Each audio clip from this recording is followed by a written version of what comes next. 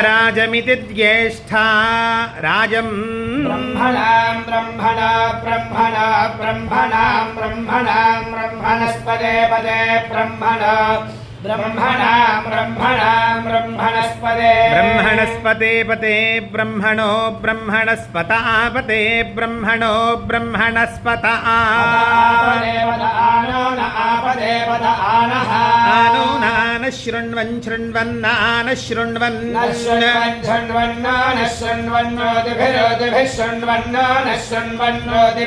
शृण्वन्नोतिभिः शृण्वन् शृण्वन्नोतिभिः सीदसीदोतिभिः शृण्वन् शृण्वन्नोतिभिः सीदा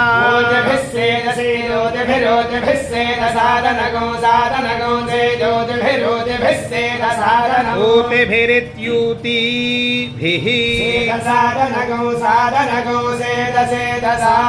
साधनमिति साधनम् नमस्ते गणपतये त्वमेव प्रत्यक्षं तत्त्वमसि त्वमेव केवलं कर्तासि त्वमेव केवलं धर्तासि त्वमेव केवलं हर्तासि त्वमेव सर्वं खल्विदं ब्रह्मासि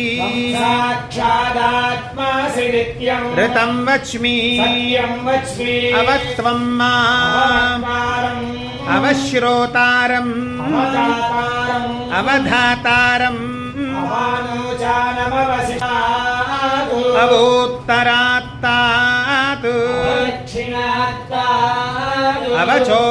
अवचोर्ध्वात्तात् सर्वतो मां पाहि पाहि समन्तात् त्वमानन्दमयस्त्वं ब्रह्ममयः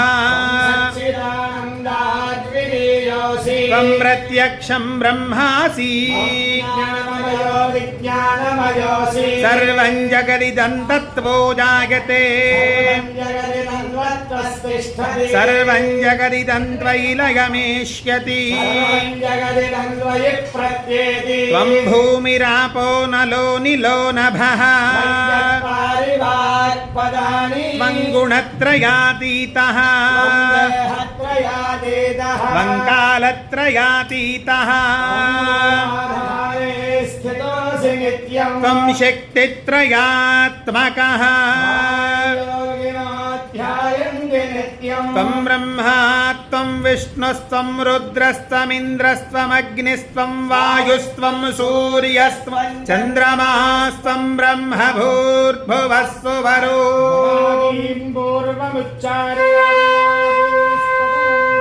अनुस्मारः परतरः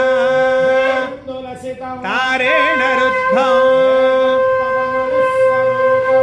गकारः पूर्वरूपम् अनुस्वारश्चान्त्यरूपम् नादः सन्धानम् सैषा गणेशविद्या विश्रुद्गायत्री छन्दः ॐ गं गणपतये नमः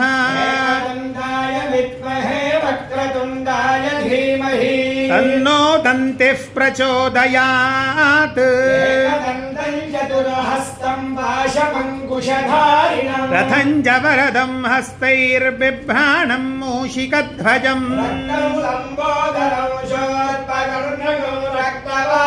रक्तगन्धानुलिप्ताङ्गं रक्तपुष्पैः सुपूजितम् आविर्भूतं च सृष्ट्यादौ प्रकृतेः पुरुषात् परम्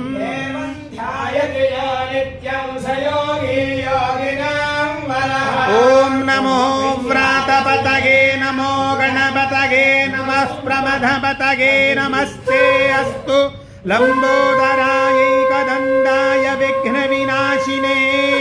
शिवसुताय श्रीवरदमूर्तये नमो नमः भद्रं पश्येमाक्षभिर्गजत्राः यशेम देवहितं यदायुः स्वस्ति नः पूषा विश्ववेदाः स्वस्ति नो बृहस्पतिर्दधातु। शान्ति शान्ति। शान्तिः लुटदळि कुलकल विनदो